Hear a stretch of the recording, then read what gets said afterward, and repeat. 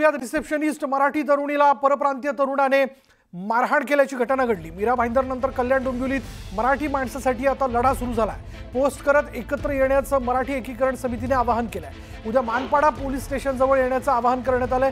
कल्याणमधील तरुणी मारहाण प्रकरणी हे आवाहन करण्यात आले। दरम्यान भाजप प्रदेशाध्यक्ष रवींद्र चव्हाण हे थोड्याच वेळात मानपाडा पोलीस स्टेशन इथे येणार असल्याची माहिती आहे।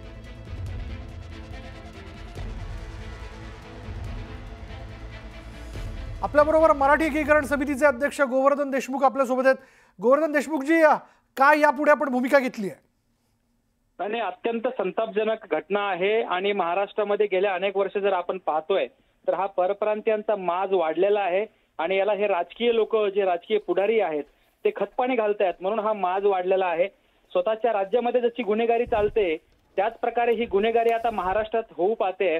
आणि आताच हल्लीच ह्या 5-6 महिन्यापूर्वी शुक्ला नावाच्या ह्या परप्रांतीय गुंडांनी देशमुख कुटुंबियावरती हल्ला चढवला होता आणि तो राज्य शासनाच्या एका कार्यालयामध्ये कामगार होता आणि आता पुन्हा त्याच हद्दीमध्ये ही घटना घडते। अत्यंत दुर्दैवी आहे। माझी मराठी भगिनी त्या ठिकाणी ओक्साबोक्सा रडत होती। हे पाहून अत्यंत संतापजनक हे राज्यामध्ये अशा घटना का घडतायत आणि याला कोण खतपाणी घालतंय हे खरंच मुख्यमंत्री देवेंद्र फडणवीस आणि उपमुख्यमंत्री अजित पवार आणि सन्माननीय एकनाथ शिंदे साहेबांनी लक्ष घालावं, जेणेकरून ह्या घटना थांबतील। कायद्याचा धाक उरला नाही असं आपल्याला वाटतं?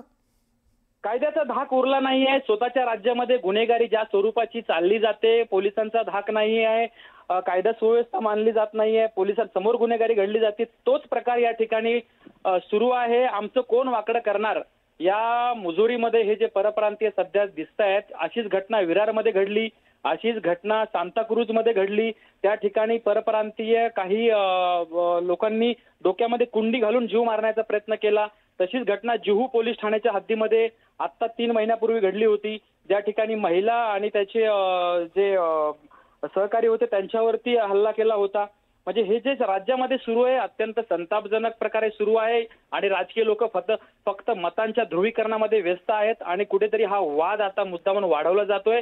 परंतु मराठी माणसाला वाली या राज्यामध्ये कोणी उरला नाही आणि मराठी एकीकरण समितीने आवाहन केलंय की आता राजकारणावरती नाही तर मराठी माणसाने स्वतःसाठी खंबीरपणे उभा राहून ह्या सगळ्या घटनांच्या विरोधात बोललं पाहिजे, आवाज उठवला पाहिजे। म्हणून उद्या आम्ही मराठी एकीकरण समितीच्या माध्यमातून पोलीस विभागाला, या प्रशासकीय विभागाला जाब विचारण्यासाठी जात आहोत की अशा किती घटना या ठाणे पोलीस आयुक्तालय हद्दीमध्ये घडणार आहेत आणि किती वर्ष आम्ही हे सहन करायचं आहे।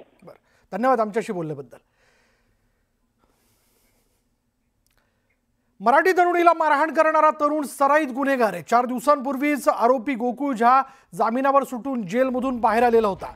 गोकुळ झावर याआधी 2 गुन्हे दाखल आहेत। हत्यार बाळगणं आणि मारहाण करण्याचे 2 गंभीर गुन्हे त्याच्यावरती दाखल आहेत। एक गुन्हा विठ्ठलवाडी आणि एक गुन्हा कोळसेवाडी पोलीस स्टेशनमध्ये त्याच्यावरती दाखल आहे। एका गुन्ह्यात त्यानं हत्याराने मारहाण केली होती, तर दुसऱ्या गुन्ह्यात चालकाला, आपण जर पाहिलं तर दुसऱ्या गुन्ह्यात ट्रक चालकाला मारहाण केल्याचा गुन्हा त्याच्यावरती दाखल आहे। कोळसेवाडी पोलीस स्टेशनमधील ट्रक चालकाला मारहाण केल्याप्रकरणी 4 दिवसांपूर्वीच गोकुळ झा जामिनावर सुटून बाहेर आलेला होता।